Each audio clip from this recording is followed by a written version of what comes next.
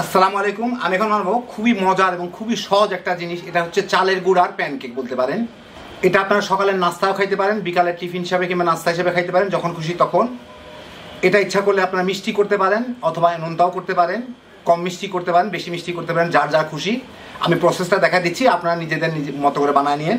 এটাতে আমি এক ফোঁটা তেলও ব্যবহার করবো না এবং কোনো ডিমও ব্যবহার করবো না। তো বাসায় যদি চালের গুঁড়া বেঁচে গিয়ে থাকে শীতকালে পিঠে খাওয়ার জন্য, ওটা আর না রেখে ঝটপট বানিয়ে নিতে পারে। বানাইতে ভাজতে 2 মিনিট লাগে, আর দোটা বানায় 15 মিনিট রেখে দিলেই হয়ে যায়। খুব কম সময়ের জিনিস। তো আসেন দেখি শুরু করা যাক। আমি এখানে 2 কাপ চালের গুঁড়া নিচ্ছি। এর মধ্যে সামান্য একটু লবণ দিব, 1 চিমটি লবণ, 1.5 কাপ চিনি, চিনিটা যার যার রুচি মতো দিবেন, 1 টেবিল চামচ ইস্ট। এইগুলো একটু মিশায় নিই। আর এর সাথে আমি একটু ভ্যানিলা এসেন্স দিব। তো আমার লিকুইডটা শেষ হয়ে গেছে থেকে আমি একটু পাউডার ভ্যানিলা এসেন্স দিলাম, সেই জন্য পাউডারের সাথে মিশাই নিই। আপনারা যে কোনো এসেন্স দিতে পারেন, ভ্যানিলা, কেওড়া, গোলাপ জল, যার যা খুশি। যারা ইস্টের গন্ধ পছন্দ করেন না তারা দিতে পারেন, না যারা ইস্টের গন্ধ পছন্দ করেন না দিলেও হবে। মিশলো ভালো মতো। এখন এর সাথে আমি এখানে 2 কাপ দুধ আছে, হালকা গরম, একদম কুসুম গরম, ওইটা দিয়ে একটু মিশায় নেই।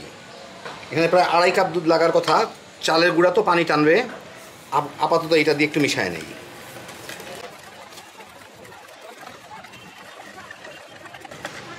ভালো মতোই মিশাই দিলাম। দেখেন এটা এখন পানি পানি লাগতেছে, কিন্তু কিছুক্ষণ পর কিন্তু এটা পানি পানি থাকবে না, এটা শক্ত হয়ে যাবে, কিছুটা চালের গুঁড়া টেনে ফেলবে পানিগুলা। যাই হোক, এখন আমি এটাকে ঢাকনা দিয়ে 10-15 মিনিট ঢেকে রাখবো। এখন প্রচণ্ড গরম বাংলাদেশে, এই গরমের মধ্যে এটা যা ফুলার ফুলে যাবে। আর যদি গরম না হইতো তাহলে 1-1.5 ঘন্টা ঢেকে রাখতে হতো। আর ফুলে ডবল হওয়া পর্যন্ত আমি ঢেকে রাখবো আর কি। রান্নাঘরে কোনো চিপায় চাপায় রেখে দিব, যেখানে বাতাস টাতাস কম আছে, যাতে খুব জলদি ফুলে।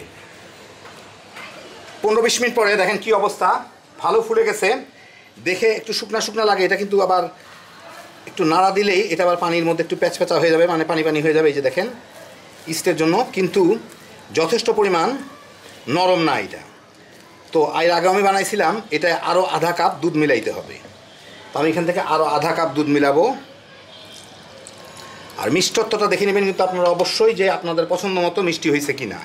কেউ ইচ্ছা করলে মিষ্টি বেশি করতে পারেন, কেউ কম করতে পারেন। যদি কোনো কিছুর সাথে খান তাহলে কম মিষ্টি করলেই হলো। মনে করেন সুজি দিয়ে কিংবা কোনো কিছু সকালে নাস্তা খাচ্ছেন কিংবা এই ধরনের, আর এমনি খাইলে যার যার পছন্দ মতো মিষ্টি দিয়ে নিন। যাই হোক, এটা ভালো মতো একটা ঘুটা দিয়ে মিশাই নেই। মানে তেলের পিঠা আমরা যেরকম করি সেরকম একটা, অথবা প্যানকেক যেরকম করি সেরকম একটা ঘনত্ব হইলেই হয়ে যাবে আর কি। হ্যাঁ, হইল। হ্যাঁ, চলবে। এখন আমি এটাকে ভেজে ফেলবো। আমি চুলায় একটা কড়াই দিচ্ছি, কড়াইয়ের মধ্যে একটা ঢাকনা দিই। ঢাকনাটা কড়াই থেকে ছোট হয়, যত কম স্পেস রাখা যায় ভিতরে তাহলে জলদি হবে। কড়াইটায় আমি প্রথম দিকে অল্প একটু তেল ব্রাশ করে নেবো। দ্বিতীয়বার কিন্তু লাগবে না, প্রথমেই যা লাগার লাগবে, দ্বিতীয়বার কেউ তেল দিতে যাবে না, তাহলে জড়ায় যাবে। যত কম, একটু তেল বেশি হয়ে গেলে কিছু করার নাই আমার।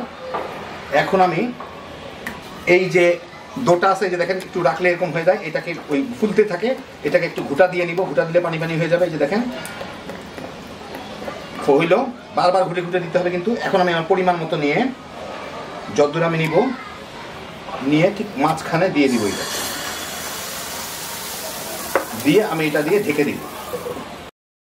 এটা কিন্তু খুব অল্প আঁচে করতে হবে। আমি আপনাদের এক্সাক্ট টাইমটা বলতেছি, কতক্ষণ আমি রাখলাম এটা। ঠিক 1 মিনিট পরে আমি একটু খোঁচা দিয়ে দেখি। এটা একটা জিনিস হচ্ছে, যদি হ্যাঁ এখন উঠে যাবে, যদি ভালো মতো না হয় তাহলে কিন্তু তলা থেকে উঠবে না। এই যে এখন তলা থেকে উঠে গেল। আর যদি না হইতো তাহলে এটা যখন ভাঙছে ভালো কথা, কিন্তু জমে যাইতো, এক জায়গায় জমে যেত। এই যে দেখেন হইলো, উল্টাই দিলাম। এখন এই পিঠটা ভেঙে নিব, এখন এই পিঠটা ভেজে নিব।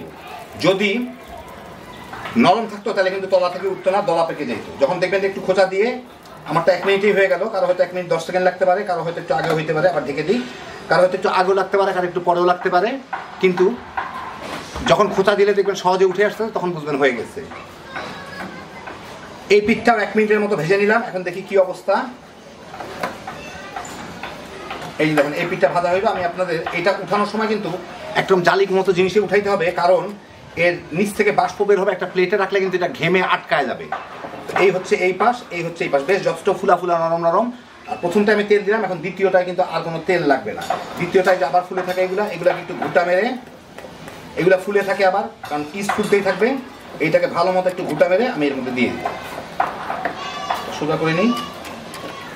একদম যাতে পানি পানি হয়ে যায়। তারপরে আমি আমার পরিমাণ মতো নিয়ে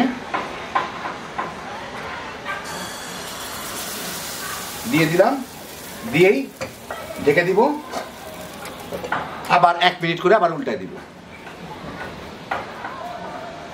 1 মিনিট হয়ে গেছে, আমি এখন উল্টানোর চেষ্টা করে দেখি।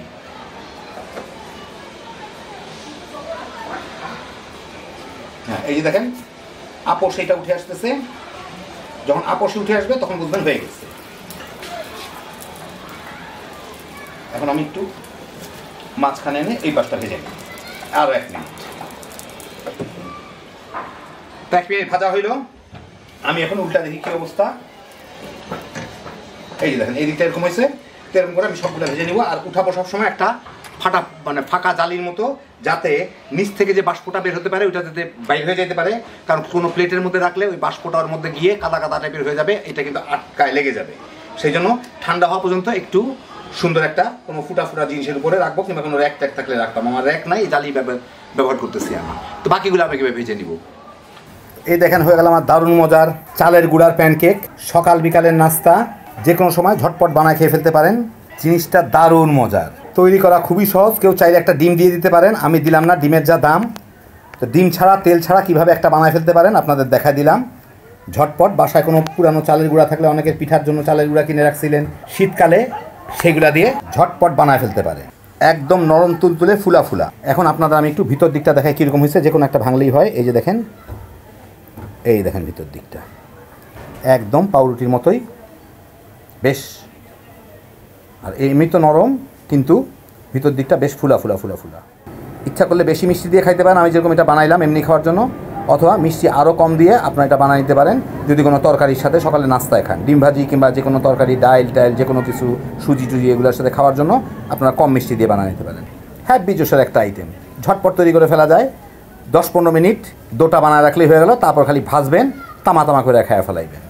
ভাজতে 1 মিনিট 2 মিনিট লাগে 2 পাশ। আল্লাহ আপনাদের সবাইকে ভালো রাখুন, সুস্থ রাখুন, নিরাপদ রাখুন। ইনশাআল্লাহ বেঁচে থাকলে আবার দেখা হবে। আল্লাহ হাফিজ।